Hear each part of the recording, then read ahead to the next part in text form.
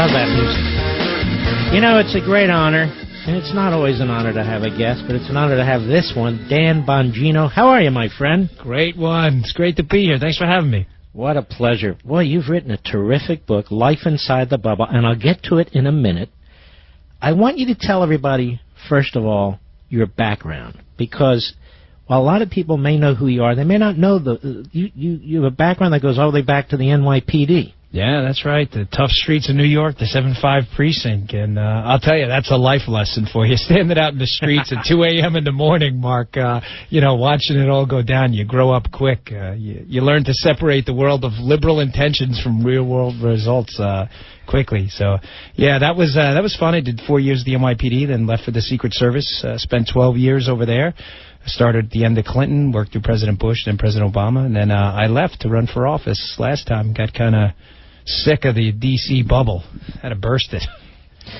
Yeah, that was pretty rotten of that one millionaire guy. He suddenly shows up, runs kind of his third party, if you will, and then kind of screws up that entire race in Maryland, as I recall. Yeah, we were in great shape, and we had started from nowhere, and you were kind enough to let me do your show on a Friday night. We came in, and after you and Sean had taken a chance on me, the campaign really blew up, and we had 20,000 donors, and right as we got close, third-party guy jumps in, and that was it. Dumped $8 million on my head and split the anti-incumbent vote. But, we finished second. No silver medals in politics. But I was proud of what we did, considering, we started with 2 donors, me and my father. That was it. And you were a citizen candidate. And we need more citizen candidates, don't we?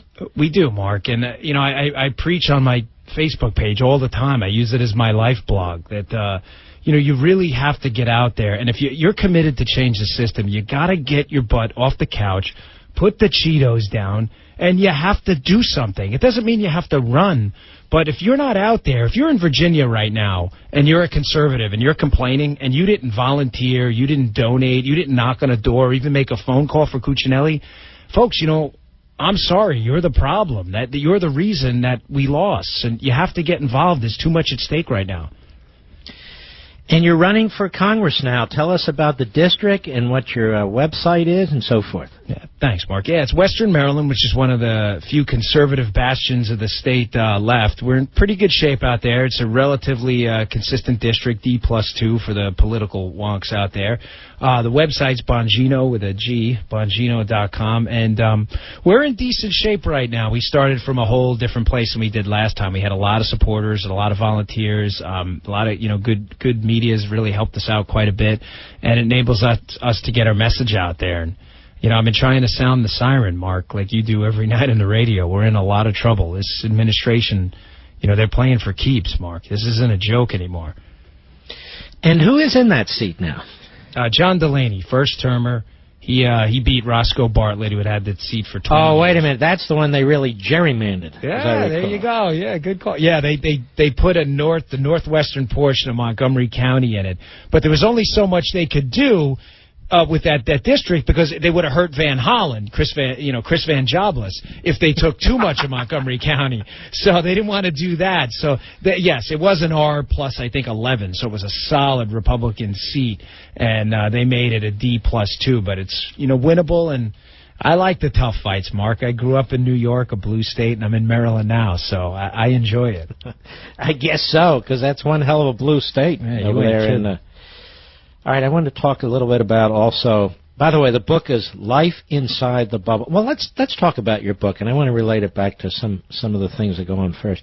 This is a great book. You really do give us the inside. You don't reveal top secrets and so forth, but you do. You worked for 3 presidents, right? Right, that's right. What were the differences, or were they kind of the same job, or same guys, or what?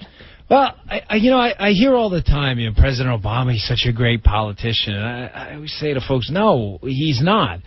President Clinton was a good politician. I disagreed with his policies, but he was a good politician. At least he understood that a lot of this is a game. I'm not going to get everything I want. I say to folks all the time, the president would have won the election, President Obama, over Mitt Romney by 10 points if he just would have come out and said, you know what, my economic policies aren't working. This Keynesian stuff is a joke.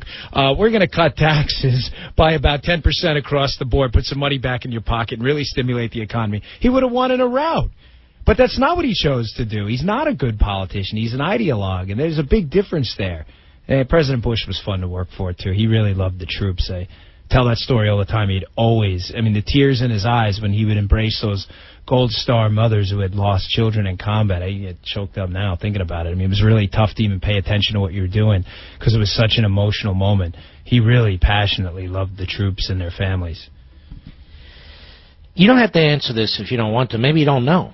Did the Secret Service, a lot of your buddies, a lot of your colleagues, did they have to kind of turn away from Clinton, kind of knowing, the kind of sleazy stuff he would do, but they kind of had to just, turn away and just hold their breath?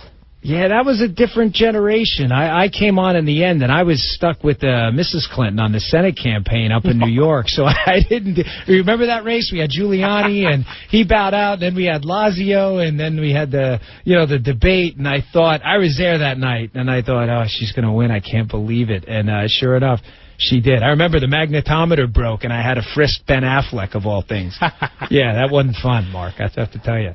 Well, it wasn't fun for you. Maybe it was fun for him. You never know. He didn't seem too upset, but I'll tell you what, I wasn't digging that whole thing. I'm like, somebody better fix this metal detector quick, because I'm not doing this again, Were you pretty much, despite the president or administration, treated with respect?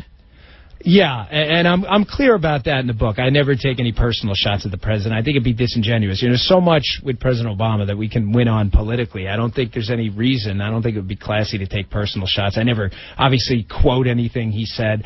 I was there on the inauguration, and I'll tell you what, Mark, it was just incredible to watch all those people there. That meant a lot. Hold on, I want to pick it up from there, Dan. Yeah.